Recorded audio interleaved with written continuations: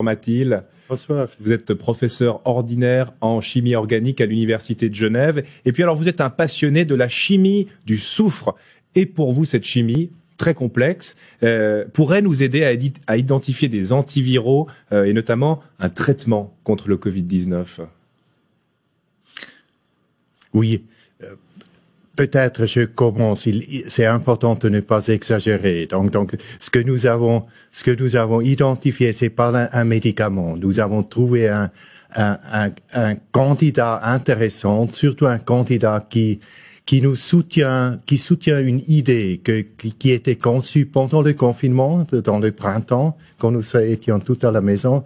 Et puis nous l'avons réalisé après le retour au laboratoire, avec, je dirais, un effort héroïque d'une équipe tout à fait magnifique, une équipe des doctorants, post-doctorants, collaborateurs à l'UDG.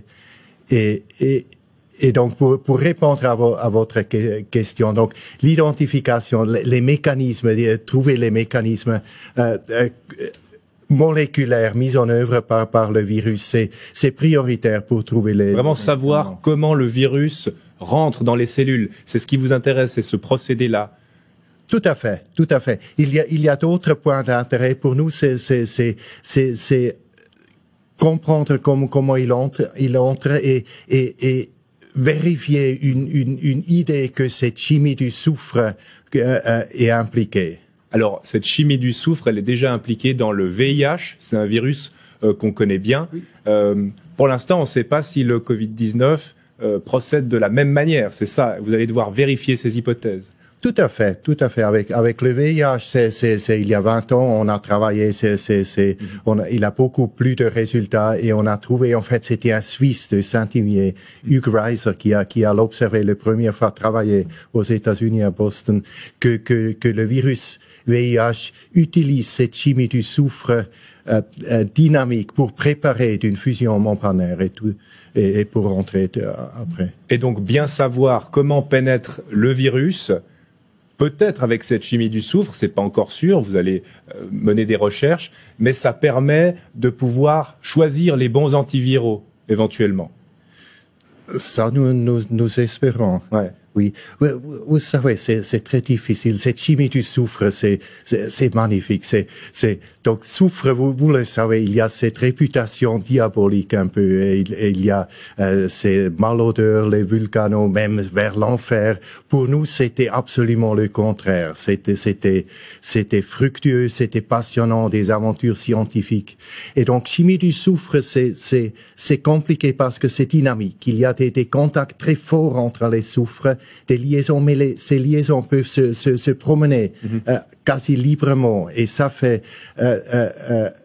la compréhension très difficile. Et peut-être c'est la raison pourquoi cette chimie est mise à côté un peu et parfois oubliée. Et donc, si le virus procède de cette mécanique, de cette chimie du soufre, il existe des traitements qui pourraient bloquer en fait ce procédé chimique. Et c'est ça un peu votre rêve.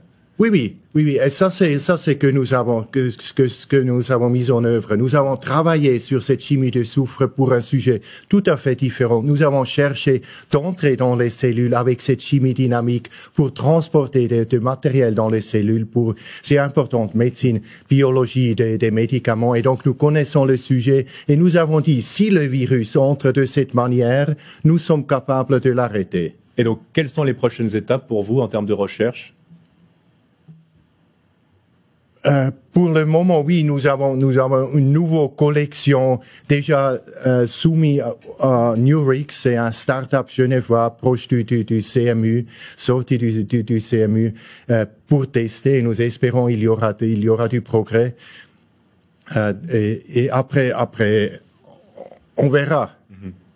Pas de temps en particulier, pas de mois, pas d'années. Des pistes sérieuses, ça peut commencer très vite.